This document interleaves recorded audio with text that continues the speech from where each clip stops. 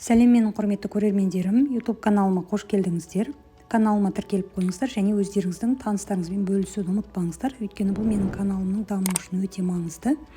Бүгін сіздерге барлығын араластырып духовкаға сала салатын өте оңай кешкі астың рецептімен бөлісемін.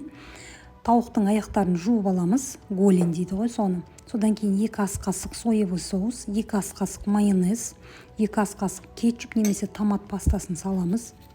Чесноктың 3 суп жегін теркадан өткізіп қосамыз. Содан кейін бір жарты шай қасық немесе дәміне қарай тұз қосамыз. Мен бұл жерде қоспадым, өйткені бұл голен менде алдын ала тұздалған еді. Енді осының бәрі жақсылап араластырамыз. Содан кейін бетін жауып 30 минутқа маринадтауға қойып қоямыз.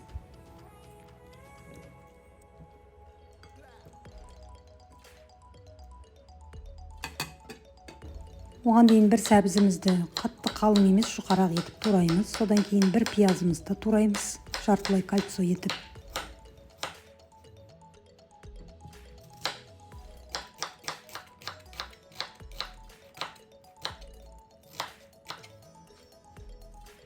Орташа картошкаларын осындай долькаларға кесеміз. 6 немесе 8 бөлікке бөлсеңіз болады бір картошканы. Содан кейін енді осының үстіне қара бұрыш, қыз паприка, содан кейін куркума салсаңыздар картошканың түсі өте әдемі болады. Менде болмағаннан кейін салмадым. 2 ас қасық сұйық май.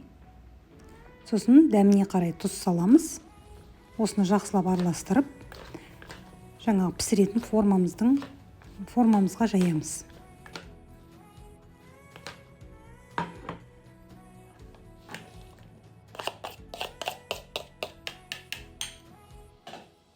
Осылай бәрін жайып болғаннан кейін енді осының бетіне бағанағы маринадтап қойған тауықтарымызды қойып шығамыз. Содан кейін бетін алюминиевый фольгамен жақсылап жауып, 190 градуста, алдын ала ысытылған пеште 190 градуста ровно 1 сағат пісіреміз. Содан кейін жаңағы печканы ашып, бетіндегі фольгасын алып тастаймыз да, тағы да жарты сағат пісіреміз. Яғни бізде тауықтың жаңа аяқтары әдемі болып қызару үшін. Сонда жалпы 1,5 сағат пісіріледі бұл пеште. Бірақ өте дәмді болады. Жанына гарнирге күріш немесе күріш пісірсеңіздер өте күшті кетеді. Рецепт ұнаса міндетті түрде сақтап алыңыздар, жасап көріңіздер және лайк басуды ұмытпаңыздар.